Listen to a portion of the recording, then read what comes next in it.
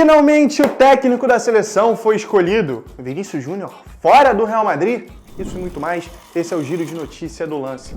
Antes de qualquer coisa, vai deixando seu like, se inscrevendo no canal, porque o Lance é o melhor canal de futebol do Brasil e do mundo. Começando logo com a bomba do dia que aconteceu ontem. No final do dia de ontem, o The Athletic, jornal inglês, noticiou que o Ancelotti deve sair do Real Madrid e é o favorito para ser o novo treinador da seleção brasileira.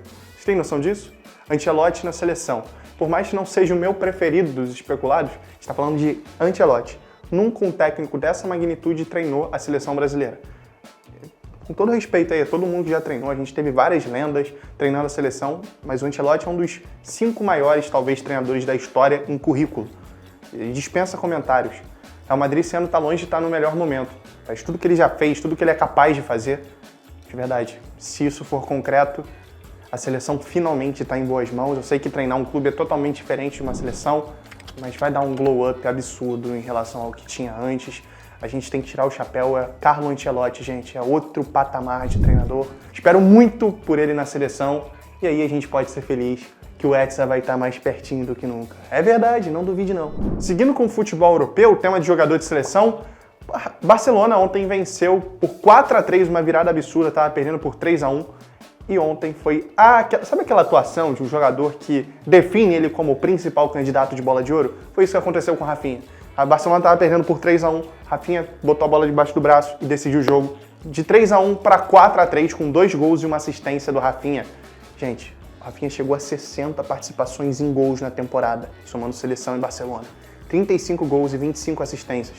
Essa é a melhor temporada de um jogador desde o prime do Neymar ali no Brasil. A gente não tem muita magnitude, eu acho muito por conta do mau momento da seleção. Mas o que o Rafinha vem fazendo nessa temporada é algo assim, pra gente bater palma. É uma temporada digna de bola de ouro. E ele é o principal candidato. A página do Instagram, Score90, que sempre faz um ranking bem assertivo, por sinal, colocou ele como principal candidato. Mais de uma revista tradicional da Europa colocando o Rafinha como principal candidato. Eu sei que não tem muita mídia, pouca gente falando. É até difícil imaginar, né? Porque o Rafinha do nada se tornou esse cara. O Rafinha sempre foi um grande jogador, mas não esse craque todo para ser melhor do mundo, mas ele se tornou isso. E a gente tem que ter essa realidade, a gente tem que falar mais, a gente tem que ter torcida, porque é o Brasil no topo. Sei que tem muito problema da seleção, mas a gente tem que separar um pouco. Rafinha vai ser o bola de ouro, ao que tudo indica, e a gente tem que tirar o chapéu para ele e comemorar muito. Agora, seguindo em futebol europeu, a gente tá muito europeu hoje, tá? O lance foi lá direto para Europa. É falar de Vinícius Júnior no Real Madrid. O Marca da Espanha fez uma enquete com os torcedores perguntando quem deveria sair do Real Madrid na próxima temporada. E de maneira surpreendente, o Vini aparece em 6º lugar. Vinícius Júnior, que decidiu a última Champions, que decidiu 2 Champions pelo Real. Ele é o disparado das estrelas, o que aparece mais no topo. Muito à frente de Bellingham, muito à frente de Rodrigo, muito à frente de Mbappé. Eu não consigo entender isso. Assim, caraca, o que o Vini tem que fazer, sabe? Mais uma temporada dele, assim, em números, espetacular. Pode não ser a melhor dele dos últimos anos. Mas se você comparar com o Rodrigo, com o Bellingham, ele tá realmente muito acima. Em números ele só não tá acima do Mbappé, que é o centroavante ali. Mas de verdade, não consigo entender essa restrição toda com o Vini. O que ele tem que fazer?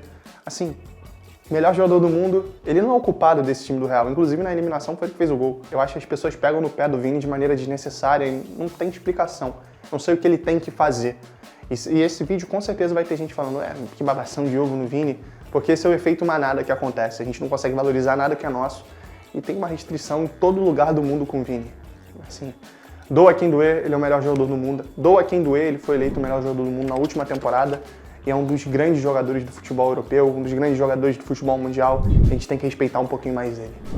E pra gente finalizar o nosso giro de notícias, é falar de Corinthians, isso mesmo, porque o Emiliano Dias, ex-treinador junto com Ramon Dias, seu papai, do Corinthians, foi demitido 2 dias atrás. Ele postou um vídeo bem emocionante na noite de ontem, se despedindo do Corinthians, falando que sempre foi o grande sonho dele, desde 2012, que o Corinthians venceu o seu maior rival, o Boca Juniors, e foi o 2º gol que ele mais comemorou na vida. Foi o gol do Sheik lá, que deu a Libertadores pro Corinthians, e ele se despediu de maneira muito emocionante. E isso me chamou muita atenção, porque gerou um alvoroço muito grande nas redes sociais. O Corinthians é uma coisa meio bizarra, assim, porque o trabalho do Ramon Dias e do Emiliano é totalmente bizarro. Você viveu muito 880, foi uma montanha-russa total. Em certo momento você teve uma sequência absurda no Brasileiro, as pessoas colocando esse trabalho no topo, esse time como um dos melhores do Brasil. Iniciou a temporada muito bem, com todo mundo babando o ovo, falando que era uma máquina. Aí chega na Libertadores, eliminado na pré-Libertadores, aí cai. Aí depois se redime no Campeonato Paulista, caraca, olha o timão do Corinthians e tal, campeão paulista, trata igual Copa do Mundo o título. Começa mal na Sul-Americana. Aí, de novo, esse inferno astral todo, o Corinthians tem que ser estudado. E, muito por conta dessa pressão absurda, o Ramon sucumbiu no trabalho dele.